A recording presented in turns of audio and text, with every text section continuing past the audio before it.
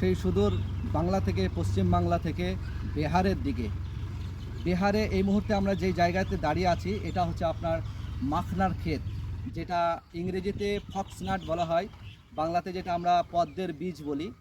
সচরাচর মাখনা নামেই পরিচিত, আমরা বাংলাতে মাখনাও ব্যবহার করে থাকি। তো সেই মাখনা বা পদ্মের বীজের ক্ষেতে আমরা এসে পড়েছি। তো মাখনা আপনার একটা বীজ, এটা পদ্মের বীজ, এর ভেষজ গুণাগুণ অপরিসীম। তো কয়েকটা গুণাগুণ আপনাদের সামনে শেয়ার করব। সর্বপ্রথম এই আপনার পদ্মের বীজ বা মাখনার মধ্যে রয়েছে ম্যাগনেসিয়াম, পটাশিয়াম, প্রোটিন এবং স্বাস্থ্যকর কোলেস্ট্রল।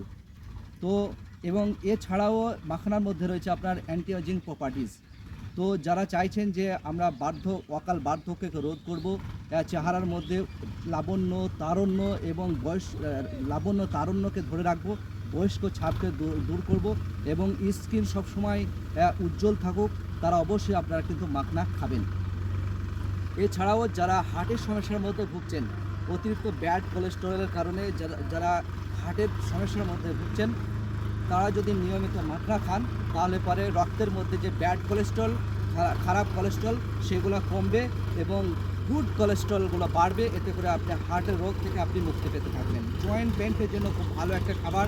যারা পেটের সমস্যার মধ্যে ভুগছেন, গ্যাস, বদহজম, অম্বল ইত্যাদি রোগের যারা ভুগছেন, তাদের জন্য আপনার মাখনা একটা খুব ভালো একটা খাবার। এর মধ্যে পর্যাপ্ত পরিমাণে ফাইবার আছে, যার কারণে যারা ওয়েট লস করতে চাচ্ছেন, অতিরিক্ত আপনার মোটাপা, অতিরিক্ত আপনার যারা হয়তো ওয়েটকে আপনারা লস করতে চাচ্ছেন, ওজন কমাতে চাইছেন, অতিরিক্ত ওজনকে যারা আপনারা কমাতে চাইছেন, তারা অবশ্যই আপনারা এই মাখনা খেতে পারেন, কারণ এর মধ্যে পর্যাপ্ত পরিমাণে ফাইবার আছে। এটা খেলে আপনার অনেকক্ষণ ধরে খিদে লাগবে না। আপনার শরীরের মধ্যে যে ব্যাড চর্বি আছে, খারাপ চর্বি আছে, সেগুলো গলে গলে নষ্ট হবে এবং আপনার চেহারা স্লিম হবে এবং আপনার অতিরিক্ত ওজনকে আপনি নিয়ন্ত্রণে রাখতে পারবেন। এছাড়াও যে সমস্ত মা বোনেরা প্রেগনেন্ট আছেন, গর্ভবতী আছেন, নিয়মিত যদি মাখনা আপনারা খান, তাহলে আপনাদের গর্ভ অবস্থায়, প্রেগনেন্সি অবস্থায় যে পুষ্টির দরকার, সেই পুষ্টিগুলো আপনারা পেয়ে যাবেন। এছাড়াও যারা অনিদ্রায় ভুগছেন, অনিদ্রা একটা বড় সমস্যা, যাদের ঘুম হয় না, তাদের বড় একটা সমস্যা এটাই যে শরীরের মধ্যে বিভিন্ন ধরনের রোগ বাধা বাঁধবে। তো যারা অনিদ্রা বা নিদ্রাহীনতায় ভুগছেন, যারা অনিদ্রায় ভুগছেন, ঘুম ঠিকঠাক হয় না, মানে নিয়মিত যদি আপনারা মাখনা বা পদ্মের বীজ খান, তাহলে আপনাদের ঘুম খুব সুন্দর ঘুম হবে এবং তৃপ্তিকর ঘুম আপনাদের হবে। এছাড়াও যারা কোষ্ঠকাঠিন্যে ভুগছেন, প্রত্যেকদিন সকালে যাদের নিয়মিত পেট ঝেড়ে পায়খানা হয় না, পেট পরিষ্কার হয় না, আর পেট পরিষ্কার না হলে হাজার রকমের বিমারি আপনার শরীরের মধ্যে বাসা বাঁধবে।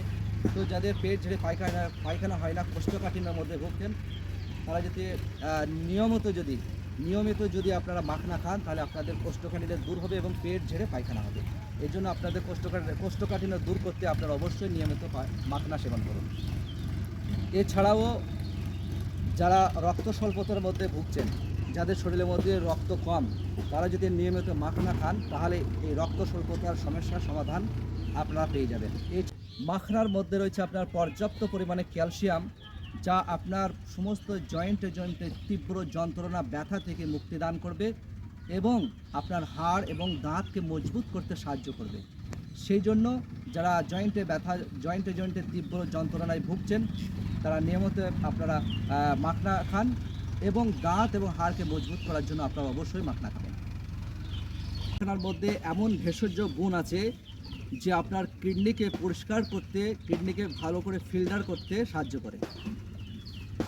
তো এই দেখেন আমরা এসে গেছি এই মুহূর্তে বিহার কাটিহার জেলার মধ্যে, যে এই এলাকার মধ্যে সব দেখেন বেশিরভাগ সব মাখনা এবং ভুট্টার চাষ হচ্ছে।